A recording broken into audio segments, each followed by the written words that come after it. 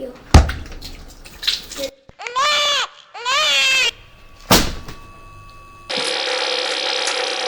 Okay, yes, just continue.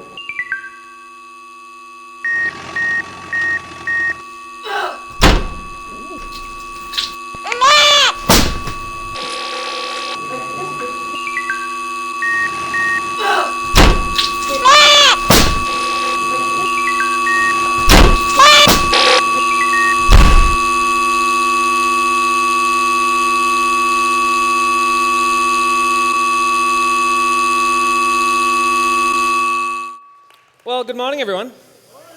Like Mary has to say, we get to talk about stress today, and we get to do a couple of other things that are kind of new today. Is things kind of look a little bit different in the room, and I'm a little bit higher than normal because we've had too many people coming to be able to find seats for them all, and so we take everything out that we can to be able to put some more rows of seats in. And also today, we are back live streaming for the first time in like 9 months, 10 months, a year, which means people who are online can be a part of our worship experiences together. And so if you're online, throw something in the chat, let us know that you're there.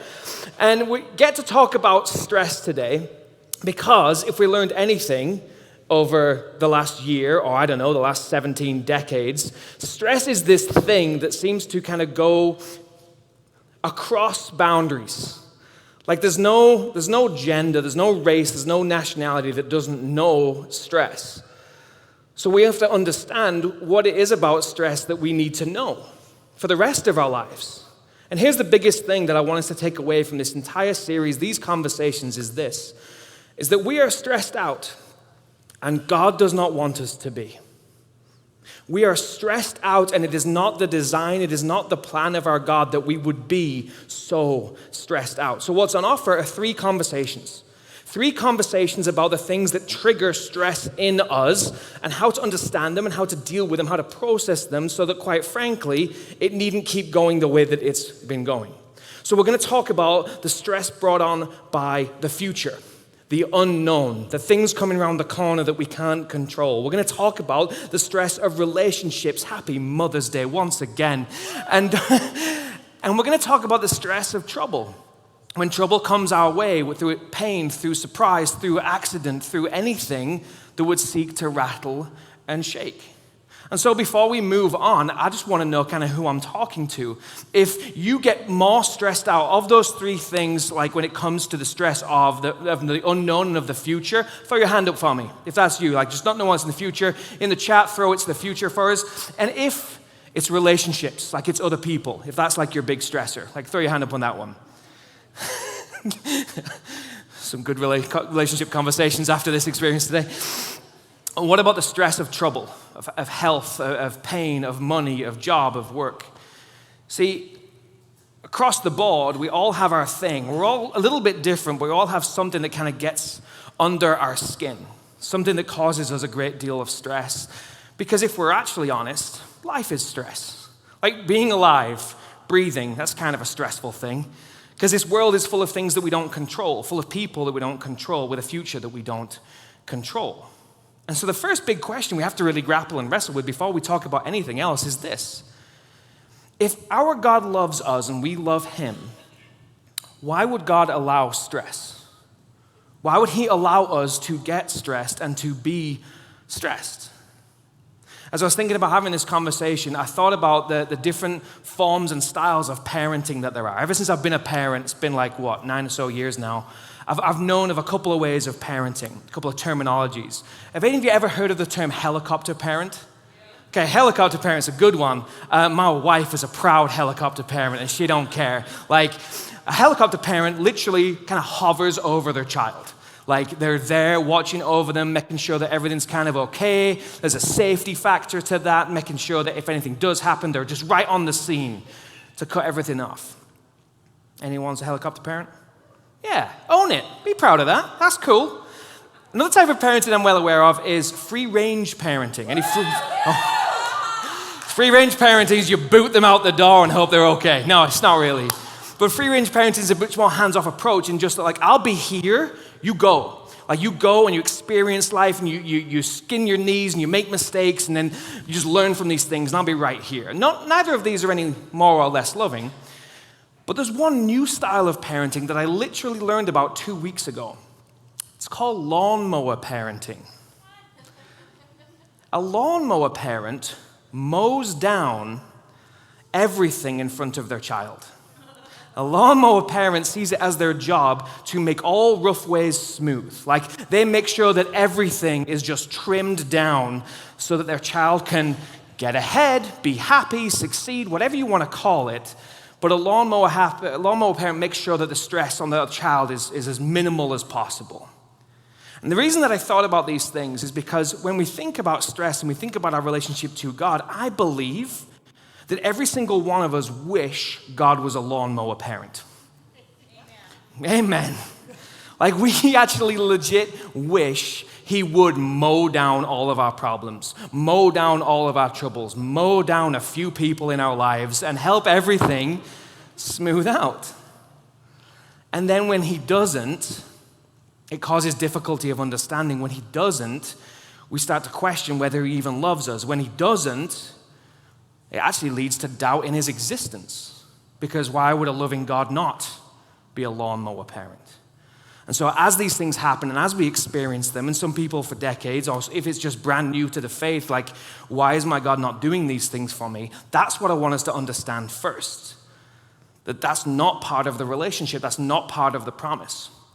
One of the first pastors, a guy called James, Jesus' brother, actually shared with the church kind of what it is like to understand your faith in real terms and real practicality. And at the very beginning of his letter to the church, he said this. He said, "Dear brothers and sisters, when troubles of any kind come your way." And so right out of the gate, there is an expectation that troubles of any kind are going to come your way. And the fact that he was writing it to dear brothers and sisters actually means he was writing it to good old Christian folk too. So it's not like, hey, you people who make mistakes, you people who don't know God, you're going to have trouble. He's like, no. You guys. And what he's really saying there for us to understand is there's none of us that can expect to get a smoother or a rougher ride based on whether God thinks we're good enough or not, or thinks we deserve it or not. In fact, Jesus himself once said this.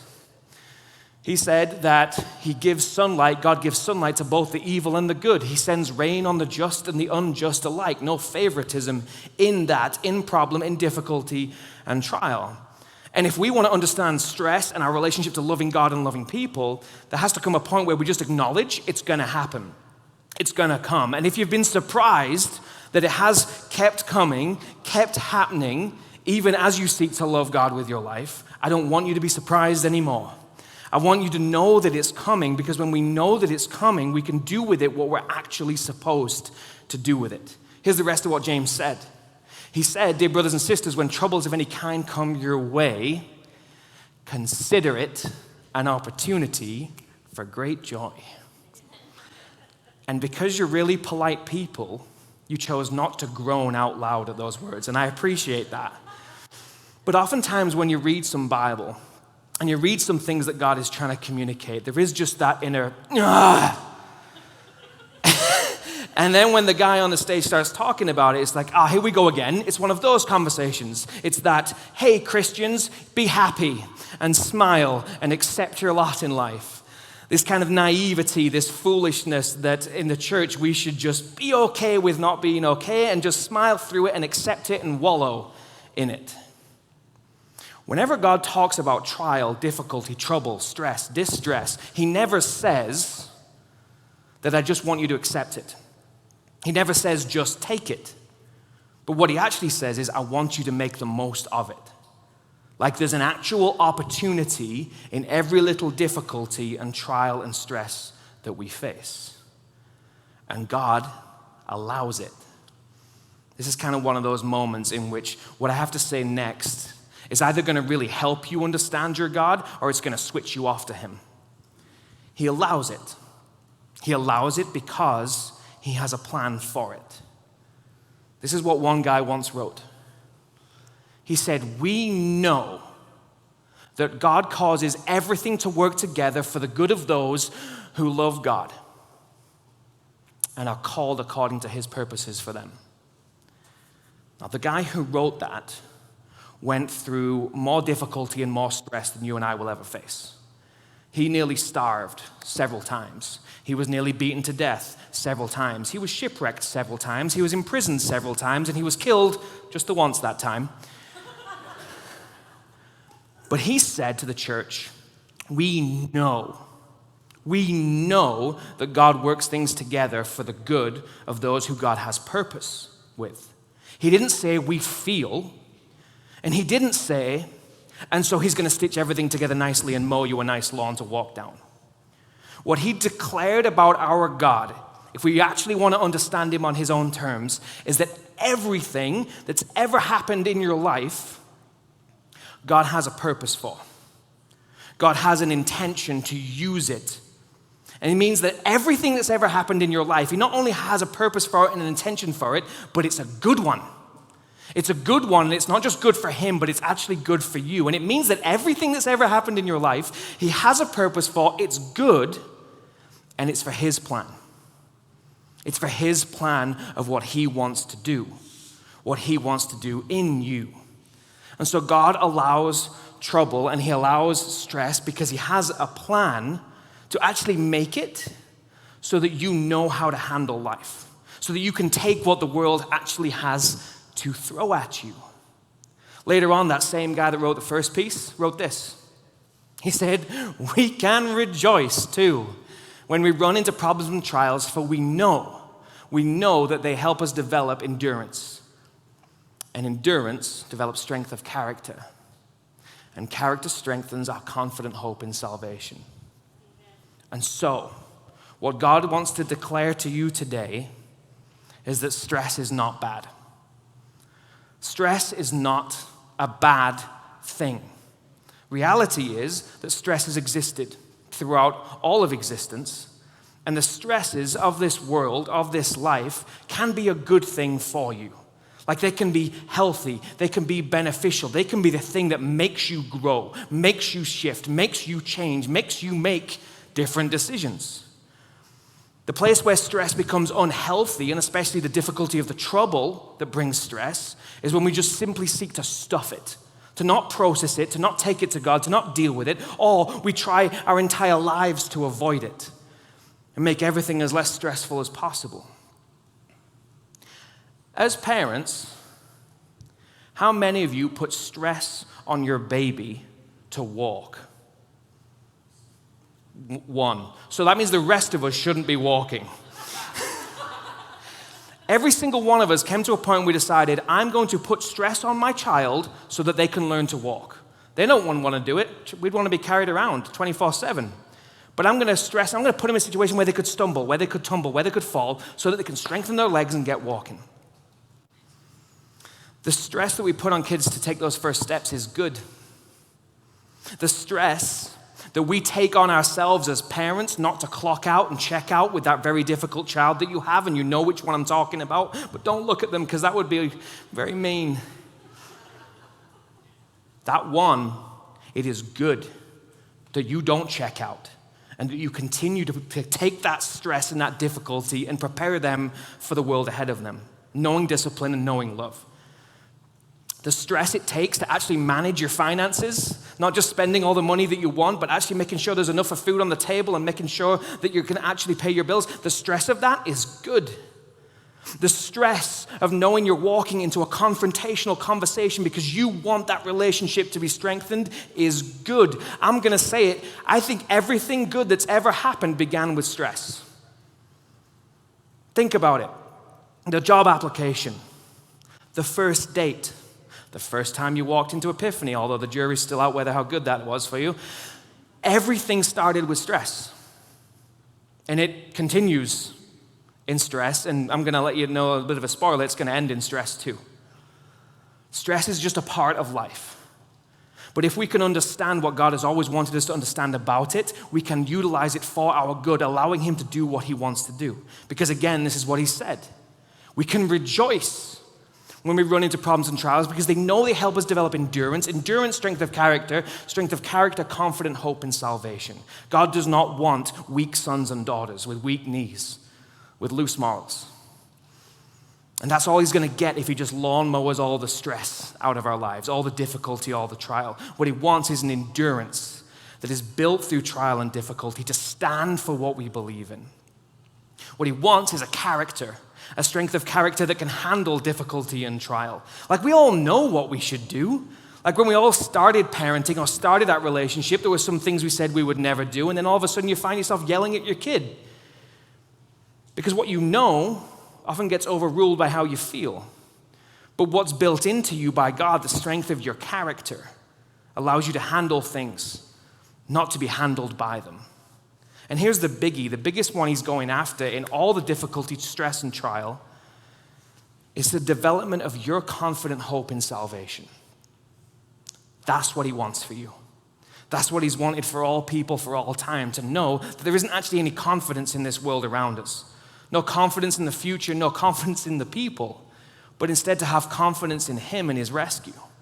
Now, some of us have made that decision before in our lives, like, I want to put my confident hope in Jesus Christ for my rescue in this life and in the next. And we need to be reminded that now what God is going to do in your life is help you to build endurance and hope in that and that alone. And that means he will allow the temporary things, the unimportant things, to suck. He will allow them to be difficult. He will allow them to not be what you thought they would be and not fulfill, so that you'll actually come and rest only on the hope of salvation. And then there are some of us, we've not made that decision. Yet, same work God is doing in every single one of us. He's allowing things to happen so we would move, so we would shift, so we would change, so we would desire the answer that we've kind of been bucking against for too long. That all of this is not the point. That what the point is our God in the future, our eternity with him. All of his work, all he's ever done, the use of every stress, every difficulty, every trial, every pain, every loss, is so that we would have our hope in him and not in anything else. And so when it comes to handling stress, this is not a conversation how to be done with it. This is a conversation how to make the most of it, to utilize it for your growth, for you, for your marriage, for your family, how we can actually see stress the way that God sees it. And so to wrap it up, I'm going to get uber practical, like ridiculously practical, of something that we can now do. I want to give you a prescription of a different kind for handling and dealing with stress. Like, you're going to find this all the way throughout the Old Testament, all through the New, pre-Jesus, post-Jesus. It's all there of what we now get to do to deal with our stress. A guy once said this: "In my distress, I prayed to the Lord, and the Lord answered me and set me free. The Lord is for me, so I will have no fear." What God has trying to be offer every single one of us is the ability to come to him with anything and with everything, and to come to him like he's a God that cares, to come to him like he's a father who's individually and personally interested in us. He's not helicopter, he's not free range, and he's certainly not lawnmower. He's perfect. He's perfect in all holiness, he's perfect in all majesty, and he's perfect in knowing the very best thing for you. And the best thing for you is to know to take your stress to him. Because in our stress, we can actually find confidence in him. And in our distress, we can find freedom and rescue. And the only part to play on us, it's not that we clean our lives up. It's not that you make your marriage better, your family better, your money better, your work better. It's that you just go to him. And you go to him regularly. You go to him almost aggressively, quickly, in stress and distress. And so here is my challenge for you. And this is a challenge across the board, no matter where your relationship is at with him, because I think this is valuable. And so what I've done is it's kind of detailed, and so I've made sure that you can like take a picture of it and stuff, because otherwise it might be confusing and you might want to remember it. This is what I want you to do. Are you ready? Pray. I want you to pray, and I want you to pray like you've never prayed before. I want you to pray quicker than you normally pray, more regularly than you normally pray. When you are beginning the marital spat, pray. And you can win amazing points, husbands, if you pray first. Just throwing that out there. It goes a long way. Later on, at your Mother's Day dinner and stress is going through the roof, pray. When money is a worry, pray. When there's a child crying, pray. When there's spilled milk, pray. When your car won't work, pray. When Maddie keeps telling you to pray, pray. Pray about the things that actually cause you stress, because every single one of them is to take you to Him. Every single one of them is a path for you to walk down that will build your endurance in developing that relationship where you know you can depend on Him, and you know that He's trustworthy, and you know He'll change your character, and you know and can hope in salvation. I don't know who's here right now. I don't know everything that you're going through. I don't know what you're facing. I don't know what health scare is going on. I don't know the difficulty in your marriage. I don't know why you're here this morning. I don't know why you're watching online. But I know some of you need to hear this right now. If the Lord is for you, you have nothing to fear. If the Lord is for me, then I don't need to be afraid. And as we wrap these things up, and before I hand it to Mary, I want us to do something that I've never asked you guys to do before. Stress level, building. Whether you're here or whether you're watching online, I want you to repeat some things after me, and I want you to make some declarations, because if they're true for you, you need to be reminded of them. If they're not true for you and you don't want to say them, that's fine. Please don't feel awkward about it. But I actually want you to hear the people around you that do believe in it, what it means to them. So if you want to do that with me, I want you to. Say, the Lord is for me. The Lord is for me. So I need not fear. So I need not fear. The Lord is for me. The Lord is for me. So I don't need to be stressed out. So I don't need to be stressed out. The Lord is for me.